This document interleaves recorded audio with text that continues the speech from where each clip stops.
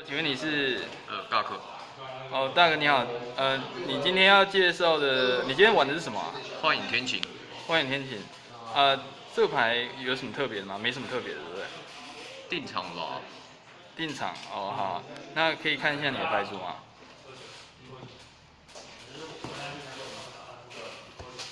好，所以，一开始是天晴跟幻影的部分嘛。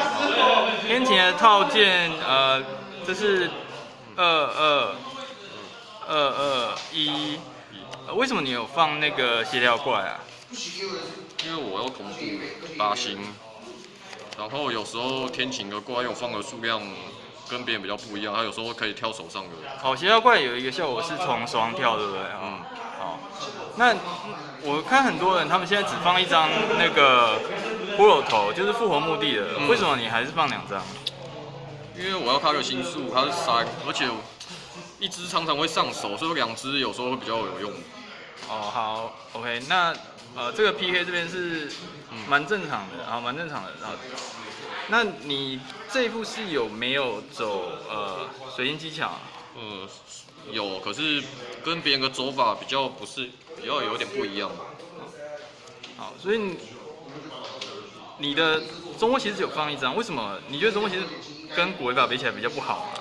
因为我放的能够让古维法跳下来，特殊召唤的怪兽比较多，周末通常就是吃空招。哦，所以基本上就是这些东西在跑而已，就这些东西在跑而已。对啊。那为什么是2张王龙啊？为什么2张王龙？我觉得放3张开卡，1张又不够用哦。哦，好 ，OK，那所以这些就是你的正常的怪兽的组合，其他就是你的手坑，是不是？对啊。好，你看，所以你这边是蛮正常的，所以现在你觉得幻创龙还好用吗？还可以啊，因为不管是转身延寿或是对面幻影天晴，其实蛮多牌都会叫令可，至少也会够叫到梦幻崩界凤凰。OK， 而且它也可以配合那个魔性卡手的时候。哦，对，它可以把它放回去啊，那也不错。所以那为什么因为我看他们都有放分隔者，为什么你没有放分隔者呢？因为我牌组已经比别人厚了，然后我不想再多放那1格，他们也通常只会放1张分隔式而已啊。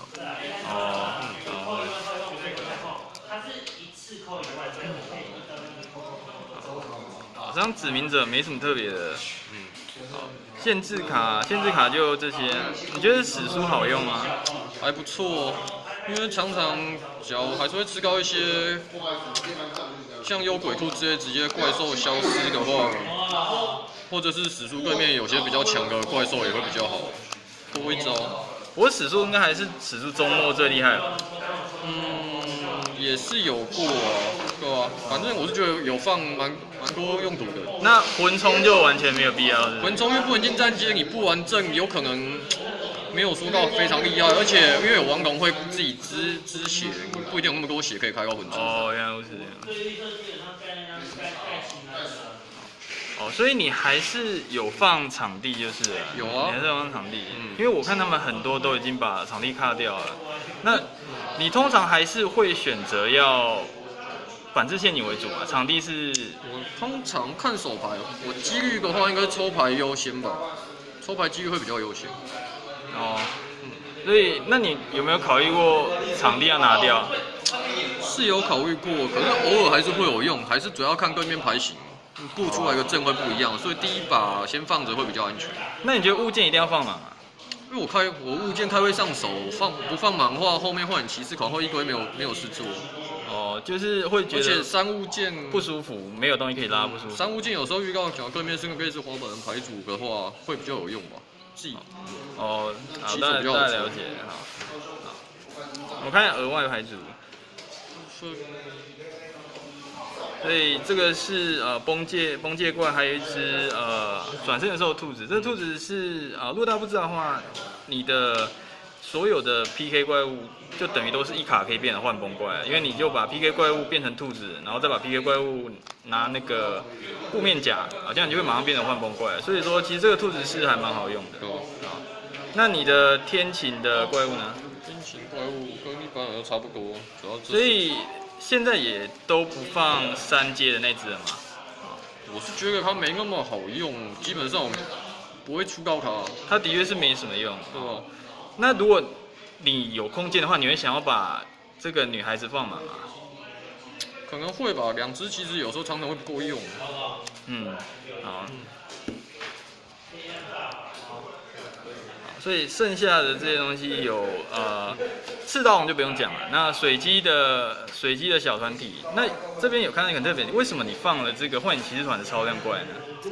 就如同我前面说的那个星数问题，我有3星常常可以用这2只配起来，然后就可以继续做招。所以说你觉得这个东西值得占一格在，对不对？看每个控法适合我的打法。因为我发现你是没有放粒子球的，对啊，粒子球的，所以代表说你并没有想要走先攻出一只水晶技巧，然后拉喷射出来，再做一只幻崩那样的套路。没有要走那种套路。你觉得那个不好吗？看个人的打法吧，我是觉得那个打法比较不是很习惯。所以你基本上最好的棋手就是一只锈石斧，然后一只小女孩跟一个机神，然后后面盖2张物件跟1张反制陷阱。最好的情况下可能还会有这只，还有它，还有 S 还有它。所以总共会2张物件 S 龙，然后女孩加反制陷阱跟那个。那你觉得天晴这部牌组，幻影天晴这部目前在环境当中，它算是到底是哪个层次啊？有到最顶尖吗？还是还有一些就是努力空间？还是它已经到顶了？目前比较跑额外的顶尖，应该就它跟转身延寿2副牌吧。因为他们都是。我觉得天晴是感觉像是它的天花板好像比较低一点，可是好像它比较稳定一点，相对比较稳定一点，对不对？因为你毕竟就是幻崩就走起啊，是不是这样的感觉？好 ，OK， 那谢谢你今天分享哈，那就也感谢大家的收看，好，再说一次你是谁？我是大可。好，谢谢大可，拜拜。